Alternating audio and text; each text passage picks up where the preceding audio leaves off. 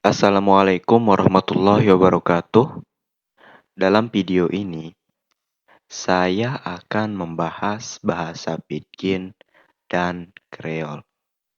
Apa sih bahasa Pidgin dan Kreol itu? Pertama, bahasa Pidgin. Pidgin adalah bahasa bantu atau sementara yang terbentuk ketika dua kelompok dengan bahasa yang berbeda mencoba untuk berkomunikasi. Pidgin muncul ketika tidak ada bahasa umum yang dipahami oleh kedua belah pihak dan biasanya digunakan dalam konteks perdagangan atau koloni. Bahasa Pidgin biasanya memiliki tata bahasa yang sederhana dan kosakata yang terbatas. Selanjutnya yaitu bahasa Kreol. Kreol biasanya berkembang dari Pidgin setelah beberapa generasi ketika bahasa tersebut menjadi bahasa ibu bagi suatu komunitas.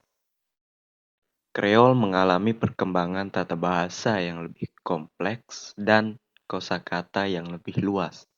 Hal ini terjadi karena bahasa tersebut mulai digunakan dalam konteks kehidupan sehari-hari, termasuk dalam keluarga, pendidikan, dan komunikasi antar generasi.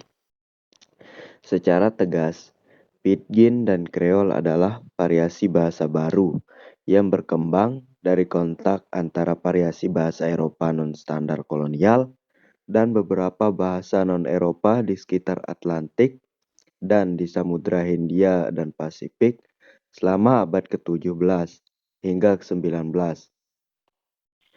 Pidgin biasanya muncul di koloni perdagangan yang berkembang di sekitar benteng perdagangan atau di sepanjang rute perdagangan, seperti di pantai Afrika Barat.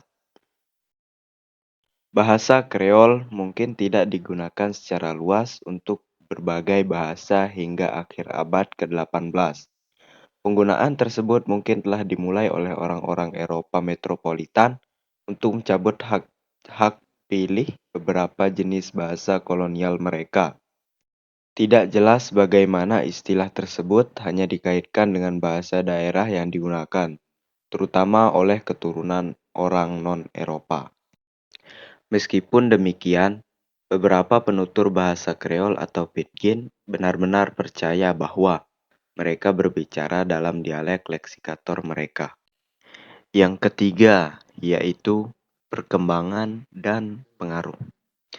Bahasa Pidgin maupun Kreol memainkan peran penting dalam sejarah linguistik dunia, terutama di wilayah yang pernah mengalami penjajahan atau perdagangan internasional intensif.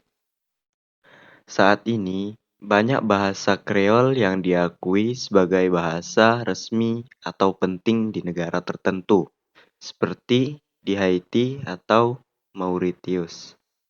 Perkembangan teknologi, urbanisasi, dan pendidikan juga mempengaruhi bahasa-bahasa ini.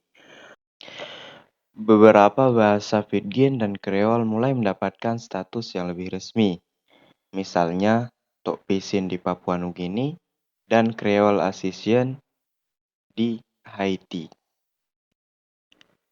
Selanjutnya yaitu kreolistik dan linguistik umum. Studi tentang aspek struktural bahasa Kreol belum memberikan informasi bagi linguistik umum, di luar pokok bahasa referensi waktu dan konstruksi kata kerja serial. Misalnya, studi tentang lektal kontinu memiliki potensi ini, tetapi sedikit yang telah dilakukan oleh para Kreoler untuk menunjukkan bagaimana temuan mereka dapat diterapkan pada bahasa lain. Sifat campuran mesolek, varietas peralihan yang menggabungkan fitur dari akrolek dan basilek seharusnya telah memberikan informasi kepada linguistik umum terhadap kekeliruan mengasumsi sistem tata bahasa monolitik. Namun, sedikit yang telah dilakukan pada pokok bahasa tersebut. Demikian pula Perdebatan tentang asal-usul bahasa Kreol dan memberi informasi kepada linguistik historis tentang pentingnya berbagai kondisi eksternal terhadap perubahan bahasa.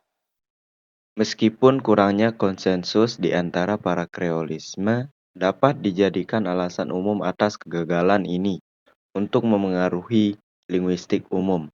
Ketidakpedulian yang mengkhawatirkan dari para ahli bahasa teoritis, khususnya mereka yang terlibat dalam teori tipologi dan universalitas, merupakan alasan yang lebih penting. Konsensus tidak dapat diharapkan dari kreolisme sebagaimana halnya dari subbidang linguistik lain atau disiplin ilmu lainnya. Akan tetapi, dalam konteks kontak bahasa yang lebih luas, termasuk perolehan bahasa kedua, studi tentang asal-usul Kreol khususnya telah memberikan inspirasi. Selanjutnya yaitu karakteristik bahasa Pidgin. Bahasa Pidgin umumnya memiliki struktur gramatikal yang lebih sederhana dan kosakata yang lebih terbatas dibandingkan bahasa sumbernya. 1. Tata bahasanya sederhana. Bahasa Pidgin cenderung memiliki struktur gramatikal yang sederhana, dengan sedikit aturan fleksi dan kata bantu. 2. Kosakatanya terbatas. Kosakata bahasa Pidgin biasanya berasal dari bahasa sumber utama, dengan penambahan kata-kata baru untuk kebutuhan komunikasi. 3. Variasi dialek. Bahasa Pidgin memiliki variasi dialek yang signifikan karena dipengaruhi oleh bahasa sumber dan latar belakang penuturnya. 4. Tidak memiliki status resmi. Bahasa Pidgin biasanya tidak memiliki status resmi dan tidak digunakan dalam konteks formal seperti pendidikan dan pemerintahan. Mungkin hanya ini yang dapat saya sampaikan, kurang dan lebihnya mohon maaf. Wassalamualaikum warahmatullahi wabarakatuh.